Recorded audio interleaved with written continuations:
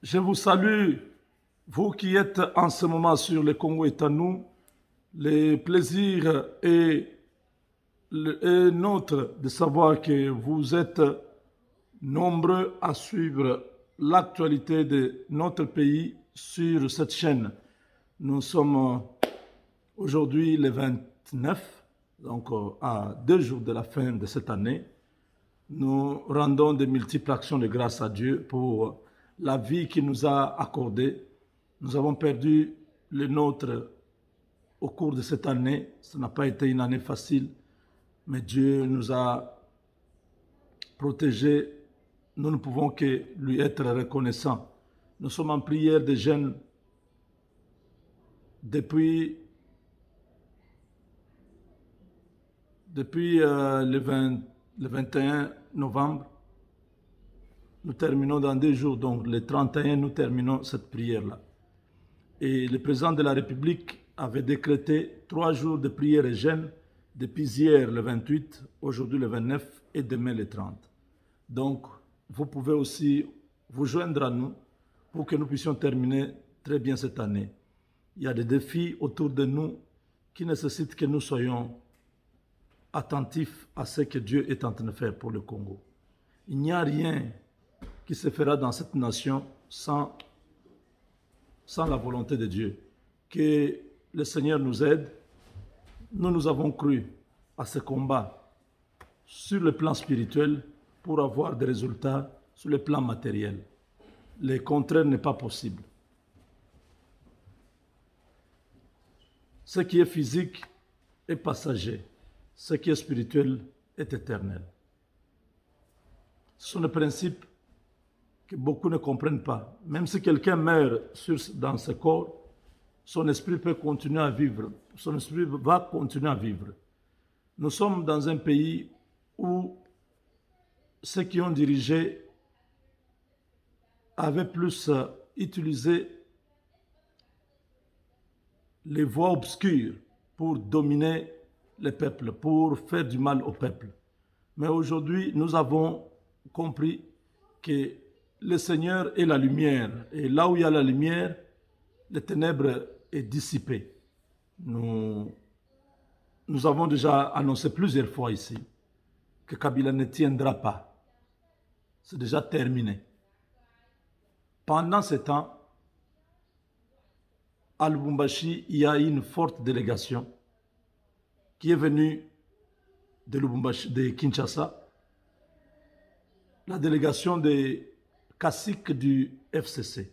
Ceux-là qui ne veulent pas croire à la défaite, qui ne veulent pas croire au changement qui est dans le pays, qui voient tout ce que Félix Tshisekedi fait comme si c'est un passe-temps. Ils croient qu'il y a un miracle qui est encore possible pour eux. Ils se sont retrouvés, pendant que je vous parle ici, à Caravia. Ils sont nombreux à Caravia.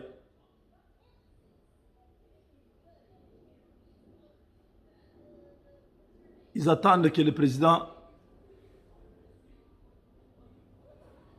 ils attendent que l'ancien président Kabila puisse les recevoir. Mais jusque-là, l'ancien président est en difficulté. Hier, il a été stoppé à Sakania par la population. Une population nombreuse qui a dit « Tu ne passes pas par ici. Tu veux quitter le pays, va par Kasumbalesa. » Et Kasumbalesa est à 70 km de l'endroit où Kabila s'est retrouvé.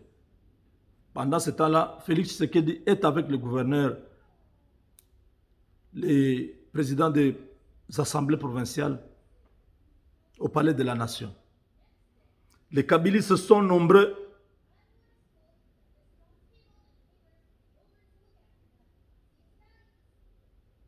Ceux qui n'ont pas encore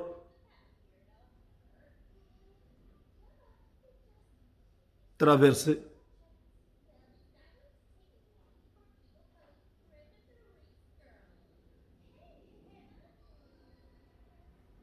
Donc, En dehors de l'équipe de Raymond Tchibanda qui était venue, dont Kabila avait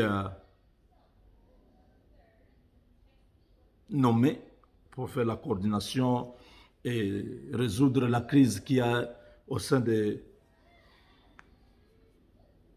FCC, il y a une autre délégation qui est arrivée hier. Ils sont logés à l'hôtel Caravia. Ils sont en réunion. Ils ont 5 milliards de dollars cachés dans des caveaux à Lubumbashi. Ici, j'invite les agents de la NER de traquer tous ces hors-la-loi. Ces Kabylistes, ça sont des prisonniers politiques. Ce sont des gens qui ont détourné les biens de la nation.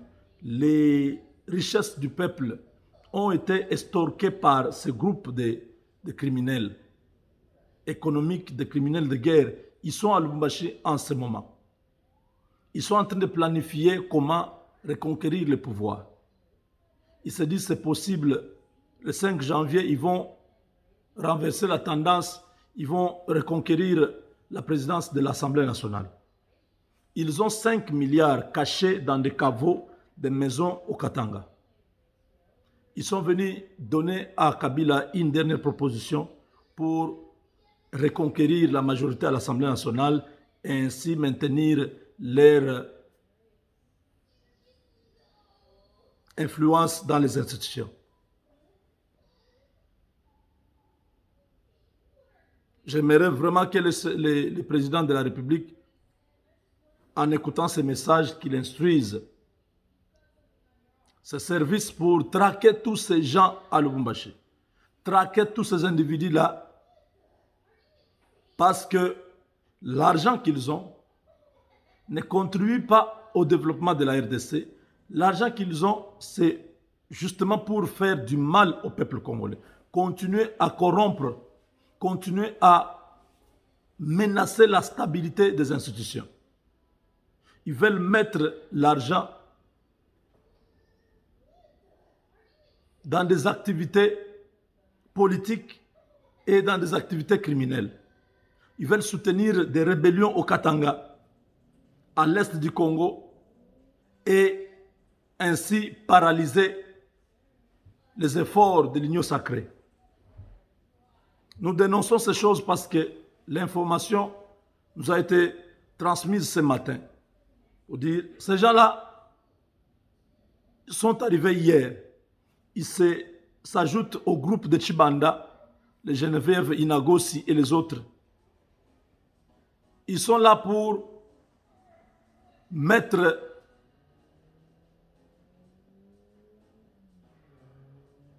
sur pied une nouvelle stratégie, 5 milliards de dollars qui a été enterré dans des maisons à Lubumbashi. Ils veulent maintenant en finir avec Félix Tshisekedi. Ils disent qu'ils vont jeter toutes leurs forces dans la bataille. Ça passe ou ça casse. Ils craignent la prison. Ils craignent la pression internationale que Félix Tshisekedi subit de pouvoir livrer tous ces gens-là. Denis Mukwege ce matin a encore tweeté qu'il n'y a pas la paix sans justice. Denis Mukwege demande la signature d'une pétition pour pousser à voir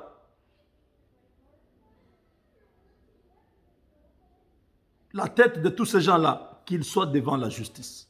Que la justice internationale soit créée très vite pour permettre à la RDC de retrouver la paix. L'Est du Congo n'aura jamais la paix s'il n'y a pas une justice efficace qui va amener tous ces seigneurs de guerre devant leurs responsabilités, les juger, les condamner, ainsi donner une leçon, donner un exemple aux autres qui tenteraient une pareille aventure. J'ai vu hier beaucoup de gens réagir à la vidéo que j'ai montrée de Jeannette Kabila. Cette vidéo, elle est ancienne. J'ai dit, regardez comment Jeannette Kabila est aussi empêchée d'entrer à l'hémicycle. Autrefois, c'est eux qui géraient le pays. Personne, aucun. J'ai même dit que c'est Kassongo ici, c'est Kabila qui avait nommé Kassongo. Mais regardez, il résiste à Jeannette. Ça veut dire quoi? Que ces gens-là n'ont plus de la valeur. Tout le monde a compris qu'ils n'ont plus le pouvoir. C'est ce que j'étais en train d'expliquer. Les gens ont pensé que j'étais en train de confirmer que hier, Jeannette Kabila est allée à l'Assemblée nationale, on lui a refusé d'entrer. Non. L'Assemblée nationale, les gens sont en vacances parlementaires, il n'y a personne à l'Assemblée. Je suis étonné de voir que quelques personnes m'appellent pour dire non, regardez, tu as mis une vieille vidéo, tu as dit que Jeannette Kabila est empêchée d'entrer à l'Assemblée nationale. C'est une ancienne vidéo, j'étais en train d'expliquer pour voir l'influence, l'impact de la Kabylie qui a disparu. Même Jeannette Kabila, on lui résiste à l'entrée de l'Assemblée nationale. Donc, essayez, quand je parle, essayez toujours de comprendre. Des fois, les gens qui me connaissent, ils comprennent, quand je commence avec une histoire, comment je vais avec ça.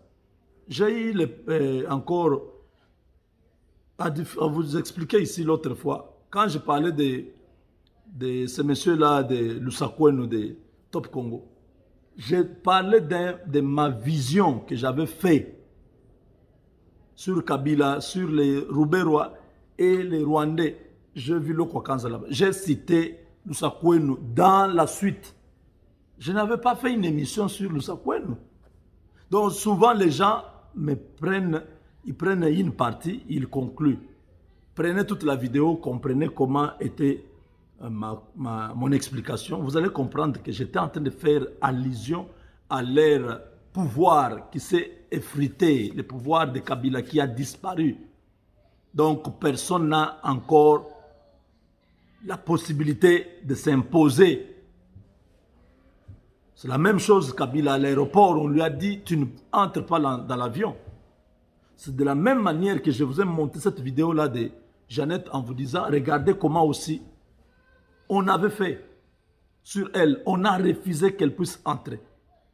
Elle a insisté, elle a appelé. L'influence qu'elle a voulu utiliser, ça n'a pas marché. Donc, je pense, vous m'avez bien compris, n'est-ce pas?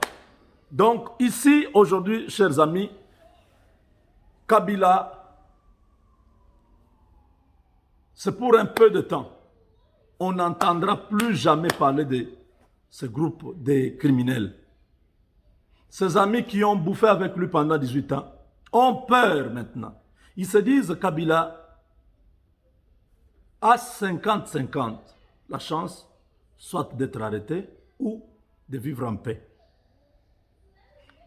Si il négocie bien avec les Américains, il accepte de restituer l'argent qu'il a et de se tenir éloigné de la politique congolaise, de respecter son engagement qu'il a signé à Kinshasa devant l'ambassadeur américain et les services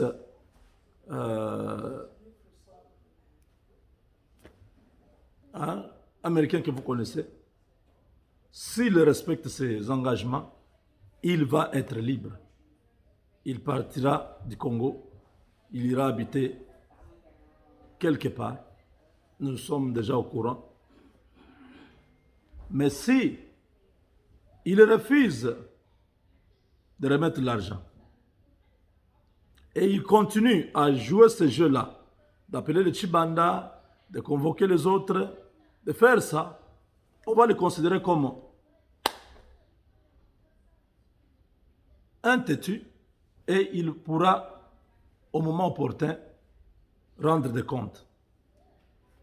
Le 5 janvier, ça sera la première démonstration de l'union sacrée. Si Tshisekedi fait passer son candidat comme président de l'Assemblée nationale avec toute l'équipe qui va l'accompagner, c'est-à-dire Katumbi, Bemba, tous ils vont composer un seul bureau. Si cela est fait, c'est-à-dire que Kabila est mal barré. La conséquence, c'est que la majorité a basculé et ainsi les lois du Congo, les lois personnifiées de Kabila vont être retirées de la Constitution. Il y aura une modification de la Constitution. Les députés qui sont là vont voter pour la modification de la Constitution. Et beaucoup de choses qui ont été décidées à l'époque de Kabila vont être retirées. Kabila sera arrêté. On va lui retirer les immunités et tout ça. C'est à ce niveau-là. Si il arrive à bien jouer ce jeu-là avec les Américains, il vivra. C'est à ce niveau-là que les caciques du PPRD, du FCC, ont dit, certains, ont dit non, on ne peut pas laisser ce monsieur-là nous balancer comme ça. Lui a la possibilité à 50% de vivre libre. Mais nous, on va être coincés ici. Tshisekedi va nous attraper comme des chats, comme des souris. Nous serons malmenés dans ce pays. Nous finirons notre vie dans une prison de haute sécurité construite par les Américains, par une entreprise spécialiste en construction de prisons. Donc, la situation est très grave. À Lubumbashi, il y a tous ces criminels qui sont réunis maintenant à Karavia. Ils ont 5 milliards pour déstabiliser Tshisekedi. Ils vont utiliser tous les moyens. Ils ont très bien dit, nous allons jeter toute notre dernière force dans la bataille et récupérer les choses. Voilà, l'information est donnée. Avec Dieu, nous vaincrons. Tous ceux qui ont besoin d'avoir un avocat, vous avez des problèmes, vous habitez le Canada, vous avez besoin d'un avocat, vous êtes aux États-Unis, vous avez besoin d'un avocat, vous avez des problèmes, contactez Jean-Claude Moubenga au numéro 972 891 0976. Je répète mon numéro 972 891 0976. C'est mon numéro, appelez-moi. La saison de taxes a déjà commencé ici aux États-Unis. Chers amis, nous vous attendons pour cette année que nous puissions faire vos taxes. Nous sommes déjà disponibles. Nous attendons votre appel et soyez les bienvenus. Avec Dieu, nous vaincrons.